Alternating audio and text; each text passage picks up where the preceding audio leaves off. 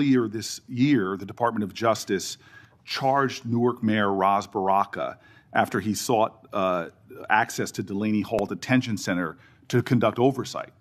The charges on their face, to many of us, especially in New Jersey, were clearly baseless. Many people say they're politically motivated. What's up, everybody? Today we're diving into a tense, layered, and honestly revealing exchange between Senator Cory Booker and Attorney General Pam Bondi. And then the judge, the federal judge, admonished the prosecutors for even bringing the case. This is the quote from the federal judge. Federal prosecutors serve a single paramount client, justice itself. Your role is not to secure convictions at all costs, nor to satisfy public clamor, nor to advance political agendas. The federal judge went on to call the charges embarrassing and a worrisome misstep. Mayor Baraka was arrested that day on the scene, and I know you understand this, to arrest a mayor of a major city on charges that were called by a federal judge embarrassing and a worrisome misstep is very concerning to me, and I think should be to the whole committee. A recently released video shows a federal agent telling fellow officers that the decision to arrest Baraka was, quote, per the Deputy Attorney General of the United States. And I'm assuming that person is Todd Blanche. This is evidence to me that this decision wasn't made by people on the ground in the field, but by Maine Justice, that they were directing an arrest from D.C. on the scene. And it leads to the conclusion that this was a political decision, that the decision to arrest was not made by the people who were there on the spot. And I can assume that you can see how that's problematic to me. So I have questions not about the case, but really about how the decisions to arrest and charge Baraka and now MacIver, Congresswoman MacIver, were really made. Before this committee, I am saying that I'm going to submit these questions for the record, and I'm really hoping that we can understand how those decisions, as our oversight, how we're making decisions, especially for high-level officials in my state, the mayor of our largest city, the congressperson of that city, and I'm hoping that you can respond to those letters on the record. Yeah, and Senator, that matter is ongoing, and so I can't discuss it. As an attorney, you realize I can't discuss an ongoing matter. And I respect that. I guess I just want to know, and we'll leave this for the questions for the record about the decisions on how they're being made, not the case in itself. I want to move on. And again, I've heard your testimony so far. I know that there is data about violent crime in this city, but I'm really concerned about the application of Justice Department resources towards the challenges we have. You and I both know that about 11,000 Americans have been killed by a firearm just this year. The Department of Justice, according to the White House's own documents, as well as that of the conservative think tank Cato, have shown that there has been a significant movement of law enforcement resources away from many other issues and into immigration enforcement. And we are seeing that in that immigration report, a lot of the people are not the violent criminals that we are really needing to rid our streets of. In total, according to the Cato Institute, you've reassigned 7,460 law enforcement away from their primary duties, investigating drug traffickers, prosecuting child pornography, targeting high-value white-collar criminals, and again, forcing them, this is according to the Cato Institute, into low-level immigration enforcement. This includes, in terms of gun violence, 1,778 agents from the ATF to this kind of immigration enforcement. The White House itself has said that they diverted 45% of all of agents in 25 FBI field offices to work on immigration full-time. As a person who worked very closely in my time as mayor with the New Jersey field office, that's really concerning given the other threats. But it doesn't end there. The DOJ has eliminated the Organized Crime Drug Enforcement Task Force, the independent component of the DOJ whose job it was to combat transnational organized crime, dissolved the Community Relations Service, which in New Jersey has been invaluable over 60 years, responding to communities experiencing conflict or violence, and something that people on both sides of the aisle of this committee have really invested in. You all have rescinded VOCA and VAWA grants to support survivors of sexual assault and human trafficking. There seems to be a disconnect here between the application of the resources of the Justice Department on the things that are most concerning when it comes to crime and where they're being directed instead. Senator Booker, first to OCDETF. The most important point is that the work of OCDETF is continuing. The executive office is being dissolved. We have said that, but the work of OCDETF is continuing. The resources that were previously provided to law enforcement organizations through OCDETF are now going directly to those organizations. I will assure you, no work will be sacrificed as a result of getting rid of the executive office of OCDETF. The agents and the attorneys are working with Homeland Security. They're all working together as a unit. Okay, Attorney General Bondi, I'm running out of time, and I'm going to put some questions in QFRs, because again, this is conservative think tanks and others are pointing about literally over 1,000 people being taken off of things that I think would concern the public. I'd like to get that, but I also just want to quickly mention that for the record, I want to ask about the public corruption unit as well. We now have gone from a public integrity section that went from 36 full-time prosecutors to now only 2. And yet we know, Democrats and Republicans, there is a real problem with public corruption in our country. And we know that the DOJ has stopped enforcing the Foreign Corrupt Practices Act, disbanded the Foreign Influence Task Force, dismissed the indictment against Trump donor Andrew Weidenhorn, cut back on white-collar investigations. My list goes on. I'm running out of time. But I will ask for the record against not only reassigning officers and prosecutorial resources from the other things I mentioned, but public corruption is really important. I want to talk about an area of bipartisanship on this committee, which is antitrust. This is a very bipartisan area. In June, the Antitrust Division finalized a proposed consent decree with Hewlett-Packard Enterprises and Juniper Networks, settling the DOJ's challenge to the company's $14 billion merger. Reportedly, your Chief of Staff, Chad Mizell, and Acting Deputy Attorney General Woodard overruled career antitrust staff and approved the merger. This is a massive area of concern for Americans writ large.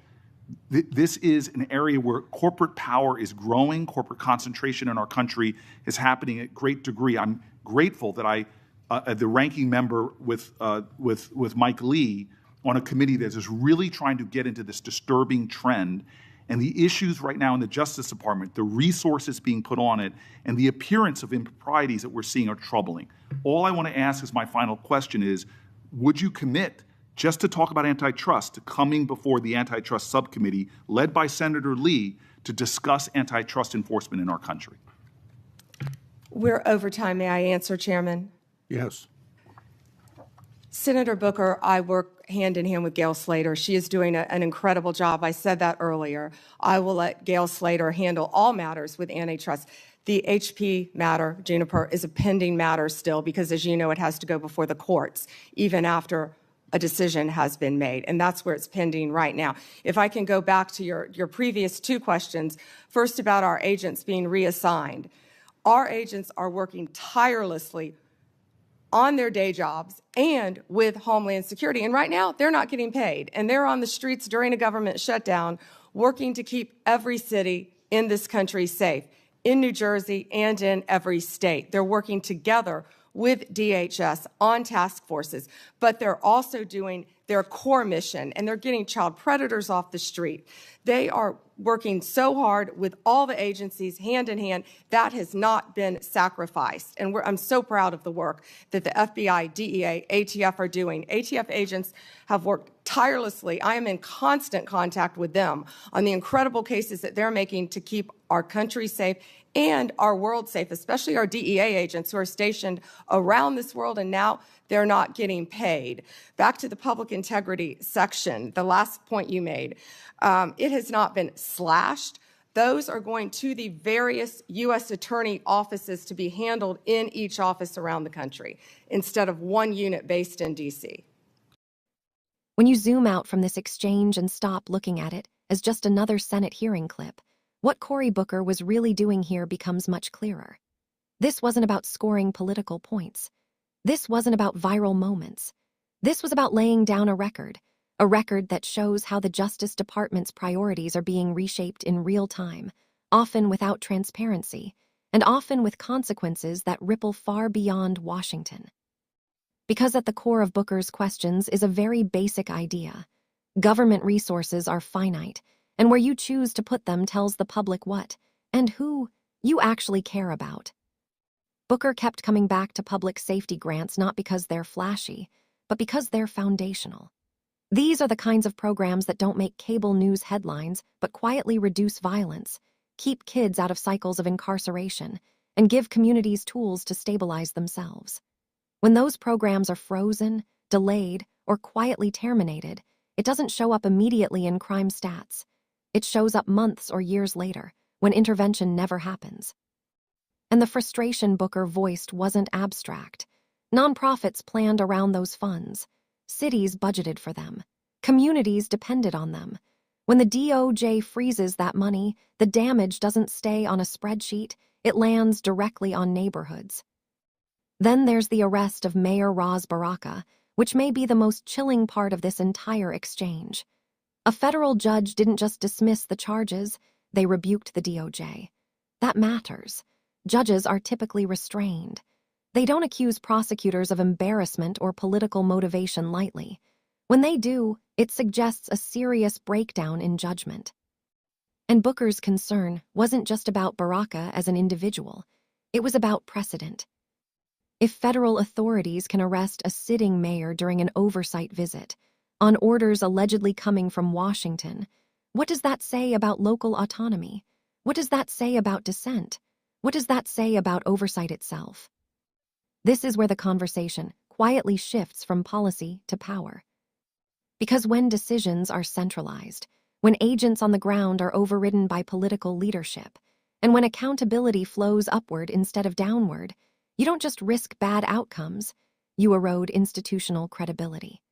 And once the DOJ starts to look like it's enforcing the law selectively, public trust collapses fast. The resource reallocation issue only deepens that concern.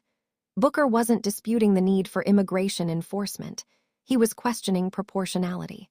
When thousands of agents are pulled from investigating gun violence, child exploitation, drug trafficking, and corruption, the trade-offs become unavoidable. You cannot fight everything at once with the same intensity. And the numbers Booker cited weren't partisan spin. They came from the White House itself and conservative think tanks. That's what makes them harder to dismiss. This wasn't left-wing rhetoric, it was data pointing to a real shift in enforcement philosophy.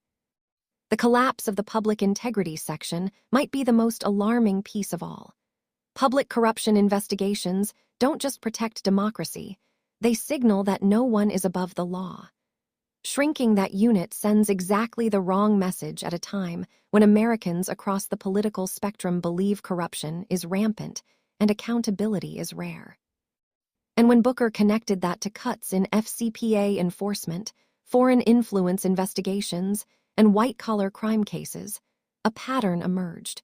Crimes of power are being deprioritized, while symbolic enforcement actions are being amplified. That's not law and order, that's optics. Even the antitrust section, one of the few remaining bipartisan consensus areas, didn't escape scrutiny. The idea that political appointees might override career experts to greenlight massive corporate mergers feeds directly into public skepticism about whose interests are really being served.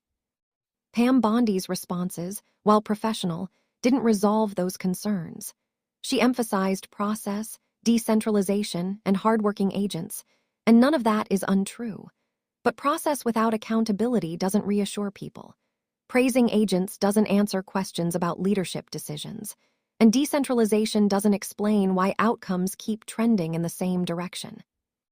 That's why this exchange matters. Because Booker wasn't just asking what the DOJ is doing, he was asking why, who decided, and who benefits, and those questions didn't get clear answers. In a functioning democracy, the Justice Department has to be more than powerful, it has to be trusted. It has to be visibly independent, and it has to show, consistently, that the rule of law applies upward as much as it applies downward. This hearing suggests that trust is fraying. And whether you agree with Cory Booker politically or not, whether you support this administration or oppose it, that should concern you. Because once a justice system is perceived as political, restoring faith in it becomes one of the hardest tasks a country can face. This wasn't about one senator, one attorney general, or one state. It was about whether justice is being administered with balance, restraint, and integrity, or whether it's being bent, subtly but steadily, by power. That's the question Booker put on the table. And it's one the country can't afford to ignore. As always, thanks for watching. If you found this video interesting, hit that like button, subscribe for more content like this, and we'll see you next time.